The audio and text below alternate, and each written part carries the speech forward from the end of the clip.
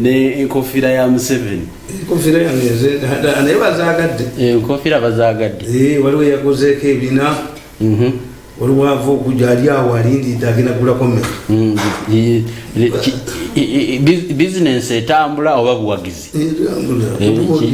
bizinensi etambula oba buwagizi bwe butambula bano babbi Museveni alina babbi Museveni takyalina buwagizi ate alina abantu abayiyanti kino Museveni takyalina bali mugayi kireeta ebi bitatu tuzigabire bwerera abantu tebaagala zigula ffe mu propaganda batugamba omuntu ekintu kyogabire obwerere abantu bakiwa value ekituufu kyobulaba nti ebyobwerere bakolanga polasita nga bakafulumya kamagazini kakati Abamerika bo tebagabira bwerere Abamerika propaganda waabwe bamuteeka mu bitabo ne babitundira university a book found in a university ogitrustinga naye nga nayo ya bulimba oli yataddemu yes toyinza kyabwerere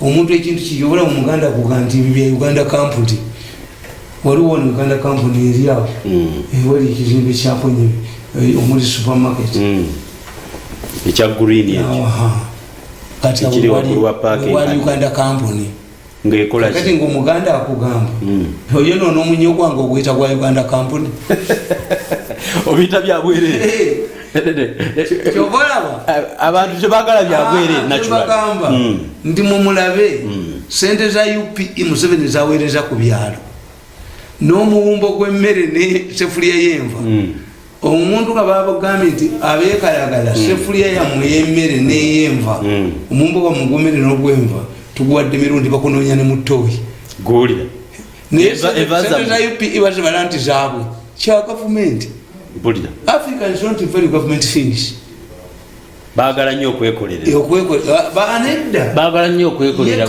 nti byabwe era ekyokulaba bw'osoma kati bakaita nolonga ati gwe kennyini waŋŋamba totwala mwana wo mu byabwerere ekitegeeza naawe tokiraba nti kikyo kintu mwe mwakireeta nti ababo bali ku private abazadde kati nkubukadde bubiri nkubuulira nti kaka amaanyi gateeka mu kutunda ebintu by'abambuga okukwata mukambuga bamusibe yasibyeyo ani abbye sente za wano mpulira no amaanyi gatadde mu kusiba gwe balumiriza okubba abeebweru abeenoonyereza akasente era mwana wange ngenda kugenda ewa kaka mugambe omusajja yavudde embaale si musajja muntu mukulu nnyo embaale alina n'abamukuuma ba special forces kakati akakodyo ke bayize bannenkamba buulire abayeso muyigiddemu ekibinja ky'ababbi kati ekibinja ekisinga obubbi kiri mu yeso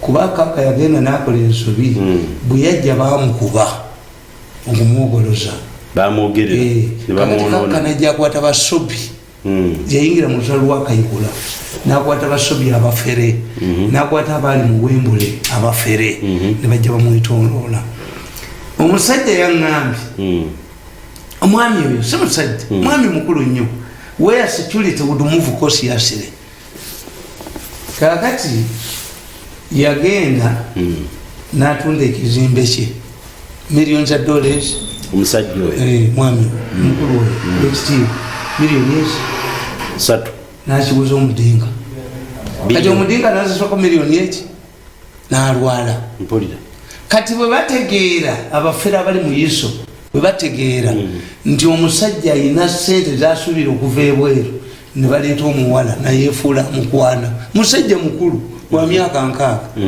ne bafuna omuwala omu ku bakazi abafere nnyo omufere ali wano gwe balikwatira wano ng'ensi nga kyabise ne bamunywereza wano nayeefuula mukwana nga kwana oli omudde omusajja amugamba ye yali alowooza nti abanoonyamu sukaali balina sukaali mpulira kozi bategedde akafere ga Yiso gategedde nti oli omusajja alina millioni 2 z'abanja omuki ezibula ku kizimbe bamuwaddeyo akakadde kati omudinka ajja mu Uganda agamba omusajja oyo omusajja omwekitiibwa tya nziza millioni yange munaye nalwala nakubwa pressure omusajja akwata millioni ya $1 ng'agimuddise abafere ba Yiso balowoozezza nti yalese millioni meka 2 balunga ewuwe omusajja akumibwa special forces bayoda ba special ewange mba university kwemwogera nti muvudde mu yiso nsamba obusambi kyalana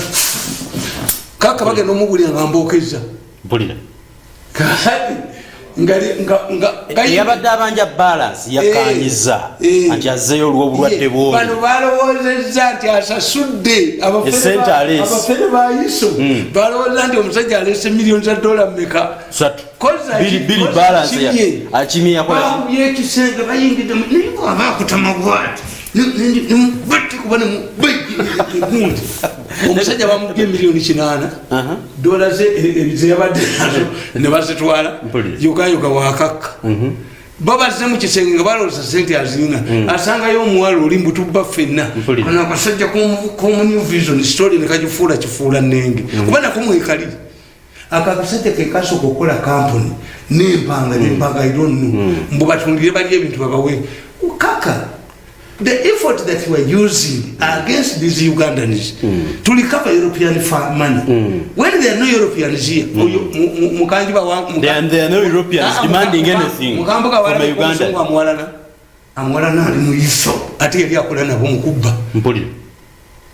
So therefore, the efforts that you are doing to recover money, to work as mercenaries, on behalf of European businessmen, what is the to recover our money? The state resources allocated to you. Why do you always use them? The President Museveni, Bumba Musuza Abachuba, Avana Bagenda Yewoy, Bunga Muse, younger doctors to call it reserve. Take him to Ebole.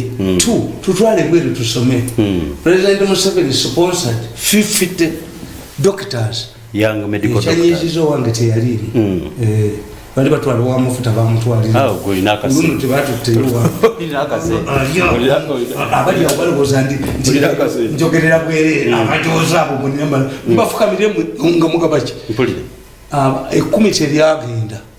Kubabuli mwana yali agenda kusasula dola emitwalo 5 10 babira emitwalo ameka eja dola atali 10 yasigala trying to help you. Abantu banabogera the president has given up something. Yes, abatano bagwe ebigezo abasatu mu batano bakomyewo gwali ekyuddeko mu mawulire nti Museveni has sent a group of Ugandans to train in India in specialized programs nakulira abasawo ekwalo wakiwuliddeko njamubuuza mpulire oba akimanyi kusasira gwe bakuba mawulire gwe bawa helicopter kusasira gwe bamuwa ebisatu babbako 10 nkitegeera yes bwe mwanga nti tambuza bisatu. Don't you think that this is a big achievement for Uganda? Definitely. That the president dropped the idea of Cubans. And now Cuban ago, bali babaleta ku training yenyine course. Until to have what you don't know. Mu universities afe temuli mu specialized. Babera ba general doctors. Balinga basamize buli kimba kikola. Ekituufu. Kakati president wali yonti asomeseddwa kukola ki? Yes, president atutta abaana bano. Nabagamba nti mafia teri tribal. Abaana abo olowooza. Abasingamu obungi baana. Simanyi. Singa driver wangu ono muganda nvuga engeri gye simanyi singa tusinga list ye mweri mu motoka najindeta ono wali ewunyeza the president kusingako the country banani has offered has spent almost $2 million kubanga training yali ya mitwalo 5. What about upkeep? What about the basulanga? Definitely. Have you seen it in any newspaper? Have you seen the Minister of Health or Permanent Secretary of Health organizing to welcome these people? No. Bahati. Kati Bahati mubbi aliwo. Ye mufere aliwo ye chairman wa bafere. Bahati ali everywhere. Kakati Bahati tasobola kukita tasobola kwogera nti achievement ya Museveni yali saba sawu. As an alternative to the Cuban doctor's strategy.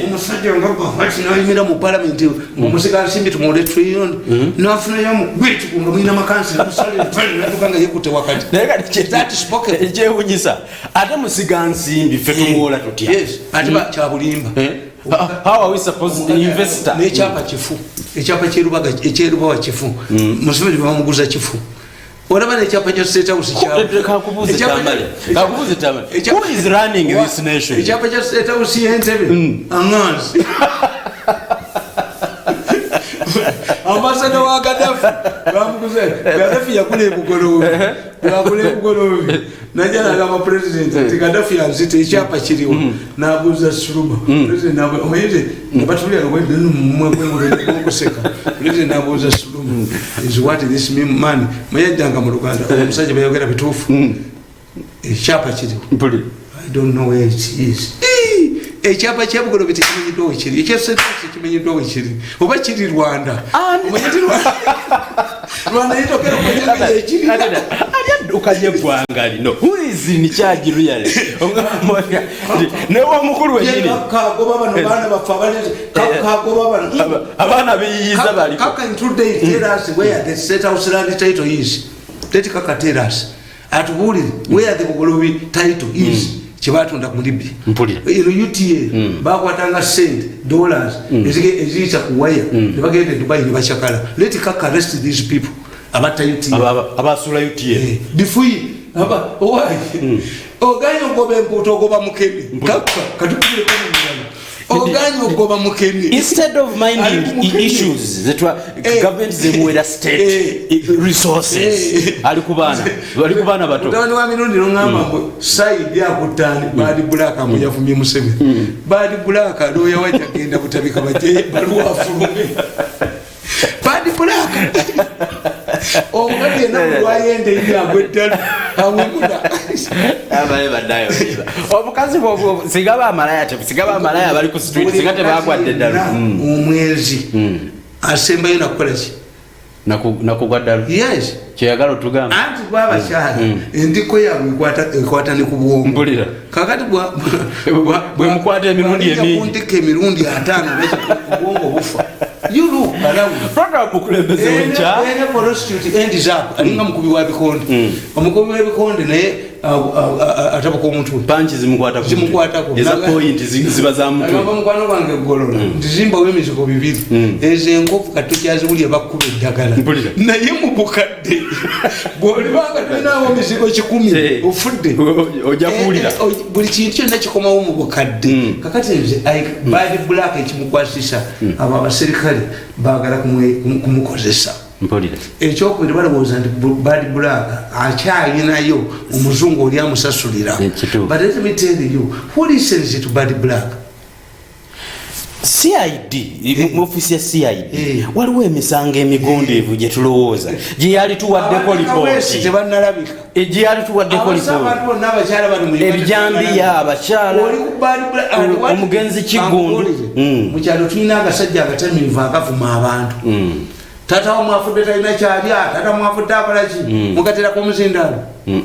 lwaki these side people who are interrogating bad black they want to amplify what bad black talked about the president how many people in social media ya mwani abirika ebyebyamu who would have actually that interest kyoyogedde nkiraba kubanga lawyer wa bad black bwagenda naga nti ono mulalu nga mumuta naye nga byayogedde mumaze okubiwa level kubanga bano bakola ebintu to get money otwembalasi Museveni nti bad black yayogedde ki nti kati bad black abasajja beyagaa nti yabenda kubamuwabira bana bayo malegi yabwe egudde is mad mpulira ayogera bwogezi public emumanyi nti ayogera bwogezi information kyekigambo ekiwandiike erayibo kyekiri kugundi electronic media but you must be defamed before the well thinking members of society oyina kyoli oleta baprofesa bemakerere nobabuuza nti wamu omukazi olinaga nti nebyewandika kyekyakubya gundi baprofesa bemakerere bwobaleeta noga wama bad black mulowoozaako naye ono wasaidi ayagala kwebaka ku bad black ayagala bad black alowooza akyalina sente naye ayononera Museveni even those the defamation law in Kenya bwemugenda nompaabira mu kooti olupapula lwokka olwampandiikako ebigambo ebyo lwokka lwe lusigalawo. Empapula endala mu Kenya, etteeka lya Kenya terikukkiriza kuwandiika n'abaali tebakitegedde. Etteeka lya Uganda kati Bad Black byayogera biddibwamu, Nyanzi byayogera biddibwamu mu kkooti. N'ataabisaka kati abifuna. Yes, koza omukazi bamusibira ki? Yayogera ki? N'ataabifuna luli kati abiriviewinga. Shakespeare yawandiika mu katabo ke Julius Caesar naga, why do you panic when a madman stares? Mpulira. Nze kana akasajja kana akiyita akangege. Nakwezo bali bapakwatidde mu dduuka kagenda okutunda tape mu dduuka ly'omukazi. Nika muggaliwo nga kimekiro kunjooga. Mpulira. But ageegenya President Museveni amugeegenya amuonoona. Naye kano baakawa ssente. Mpulira. Bajja kukagalya mu dduuka bakakubika lifomu nga kimekiro. Njagala okutegeera ofiisi ya CID jurisdiction zaayo zikomawa. Otherwise, imitating the people. Not at all. Naye kano bakagula ne TV namba nekagula. Bajja kambulya mu dduuka nga bakagaliddemu nga kimekiro. Bakakubika lifomu kalinga embisi. Yokenka kube tusinga katunule maaso g'empologoma. Njagala kutegeera CID akomawa. Anti yenkubuulira. Atandikirawo akomawa. Anti nkubuulira. Ntandise okumixing up role eza ISO. Parliament tujuulire enoonyereza. ISO enoonyereza. CID ayina okunoonyereza. Ensonga teyatubuulidde nti Lwandegera kugala ensala. Ekola ennyo. Mpulira. Owa ISO akwata ki? Nze kenyini kubanga tulaba nga simu g'ababbi nga ISO gamulemu. You were talking about Rwanda to infiltrate a gundi, communication gundi. Nange nakosa miliyoni 20. Mpulira. Essimu emu gwenti baginzigirayo. Nenda bali gundi zonna eziriko. Notandika okulondoola. Report nagiraba. Yakubirono. Within 2 days. Wategera bayogera ku biki? Bali ono yakubirono bayogera ku biki? Kati nja kuzibalaga essimu ezo. Ntimbalage what one man could do, what an intelligent organization could not do. Why? The intelligence organizations, Uganda's intelligence organization, and other government organs are infiltrated. Ntibwe Chaligonza, no kuba, ready paper, ne kuba. Ngairaga Chaligonza akuta omwala mu mbugo. Nanga nti yalira yali nali mungano okofira ba mu bwemuli. Kwa Chaligonza yakwata yo yeka. Kwata wakati. Kwata wakati. Kwata yola. Ate tuchalikonza yakwata yo yeka. Let people believe that it is undermining Chaligonza. No. The key word is an NRM rally. And in my opinion, the rally is not to take those girls, and we cannot be allowed at an NRM rally. I see. Era bakugamba Katumba Wamala ne Kazini bali ku rank emu ya brigadier. President n'agamba Katumba Wamala asome agere mu America. Do you know what these people did? Bakuba mu monitor nga balaga omukazi gwe bamu mu mbugo. In the Gulu barracks where Katumba was stationed, in the Gulu barracks, intending to do what that information was intending. America bali okukiriza omusajja president over torture chambers. Okutochalinga abantu bagenda mu university zaabo mu college zaabo. The intention was to undermine Katumba Wamala. Was it to threaten him abaweyo sente? Katumba Wamala yafanyo n'agamba nti no bwe kibanga kyabadde mu Gulu barracks I leave the army kyaliyo ne monitor n'eziro yingo n'omusajja mbu bamumanya ali mu magye ebyo ebifaananyi byava Congo nabiraba mu studio mu baalitwala nalindi manyi ng'ekimu kiriko guno omwenge ogwadi bawana chairman kubanga ekirango ky'omwenge gwa chairman ekyagudibisa bateekawo ekirango nga gukoona amacupa nga amacupa gazina wegekoona gakoona gonna abantu bategera guno gwabagwagwa nga bwola batikalama gy'okulinda era sebo ng'obawolanga ekirango ky'MTN era abakalamojja bogezesezaaku lwaki kisolo mu nsozi kalamojja tewali network yo tewali network but the kalamojja leaders don't know these things n'ogamba nti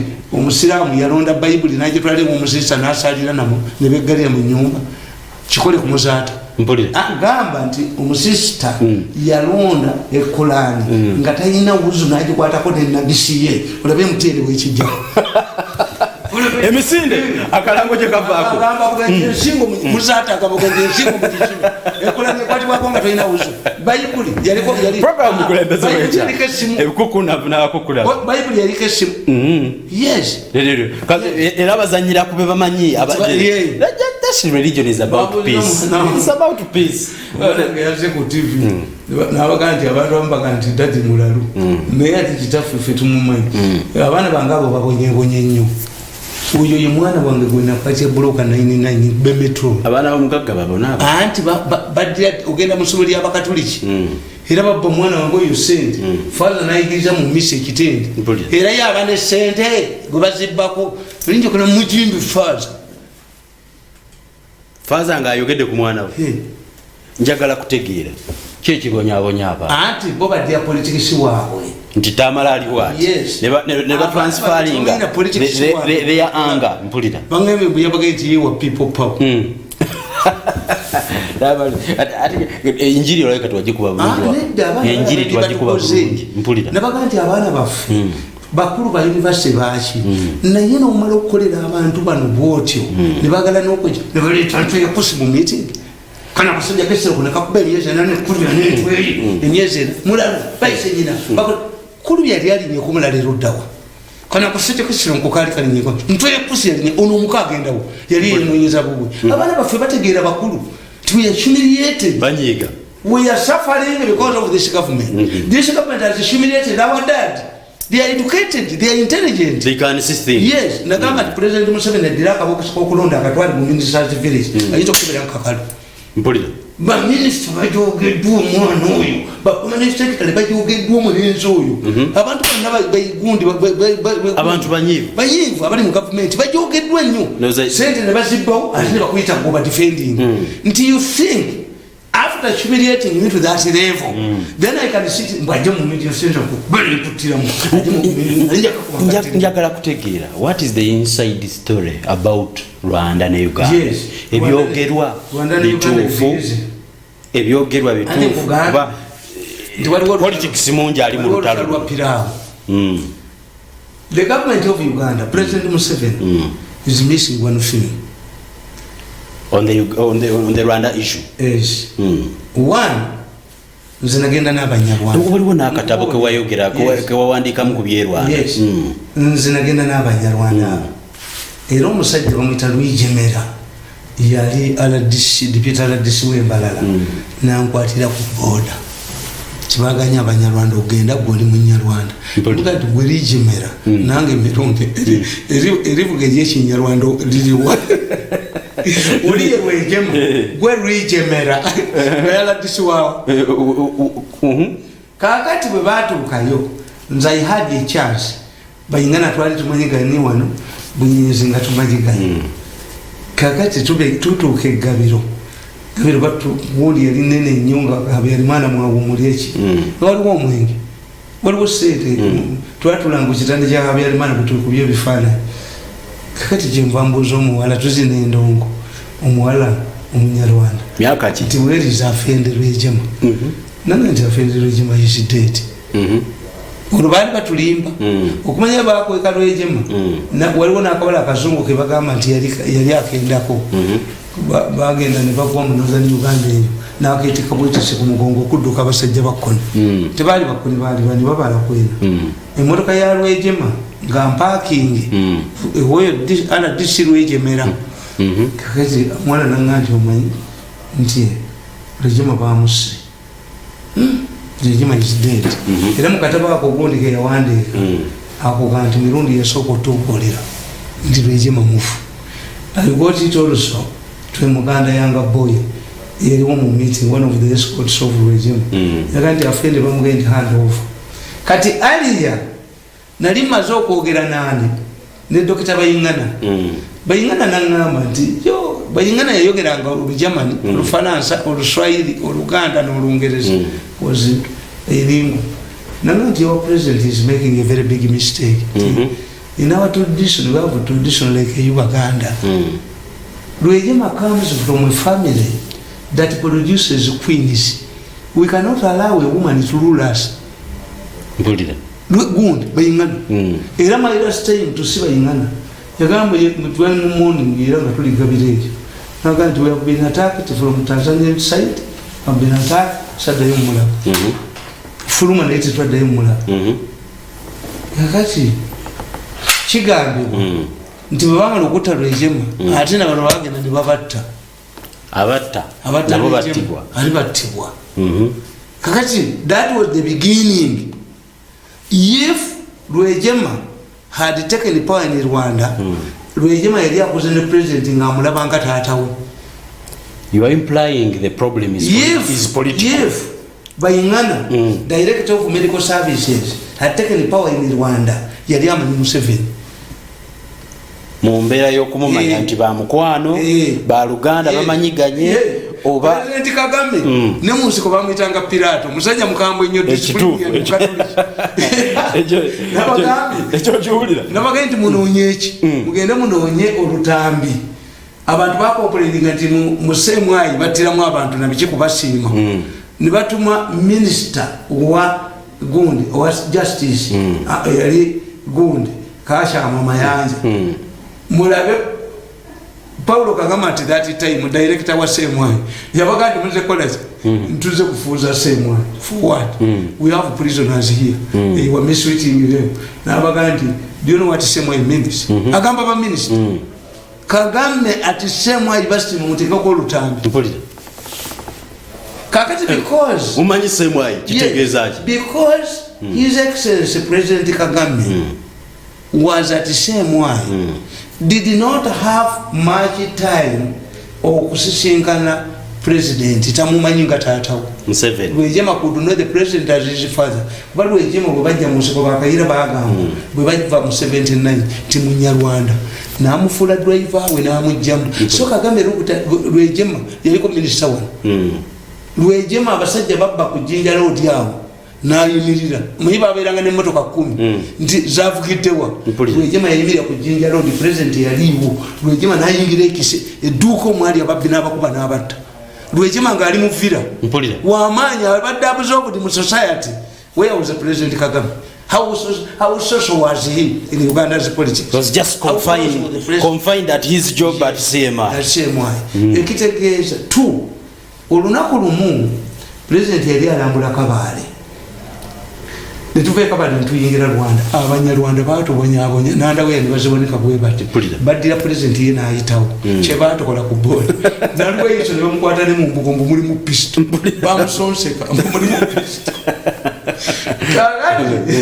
bwe batwagende egwini ne beekuba Kamala serikali yange yali yankubye oli omuserikale bwalanda kwenda uko kwa magari yako nga bakambwe bazibu naye abaserikale abo what they missed about me bana bajozi bali baluza ndi mwangu mbanja kunkozesanga ngoja tusele 5 billion atakubera mu president's office wajja mu meeting wakole I don't attend their meetings I don't go for national functions sigenda yondi wange netuliti kakati bajjanga netunywe ne bakole analysis nabagandi mumanye ekinyezeza abanyarwanda sovereignty. There was no way President Museveni could drive from Kabaale to Rwanda. Parade yali rudda we mwaniziza. President Museveni would have driven back to Kampala, take his presidential jet and land at Kanombe Airport. Nalambula parade. And be given. Kati parade yajirambulira we mwaniziza. A parade. He was entering his country. Sovereignty is very important. I see. Until the more you think that Rwanda, it's provincial, the more they resist it. The more jimwagala bafuga mubalage nti muli superior de bali the more bajjo kuwakanya bimukola nakulira wa mukulu wange neyitandagira. In fact, when we have a serious meeting in a family, ateka musando zizi na je wange mukulu mwali, then we talk. I see. Naleme solumberwa kitango okulwaba emyaka 7. Why? Bali bagenda kulwaba byanga ndi mutonze nchimamazi nga bo bali kuteeba. Mumroza. Fechi tuwakiza Museveni. Wakwata mbugo zisubika musika. Nalija kuchenjishira. Bolo tuwakiza Museveni. Teteta kukiza Museveni kuvaonga tetuna namoza kubinene. Mpulira. Mugabana ebintu kafete tuli. Muse mukwe mirundi statement yawa. Nange ngabana mirundi la mu kamera. Gamba abantu ngatonafuna. Tulina okujjawo Museveni nafe tutula ku dining table tugabana ebinene. Mpulira. Ebisambi byenkoko. Bobi Wine wayingira gye biri. Ekisambi gye kiri. The sovereignty ebalemi. Many countries Israel enyimiriddewo ku sente za America. Does America direct whatever Israel does? They even disagree. What I want Tanzania liberated us. At a high cost. Where is Tanzania's influence here?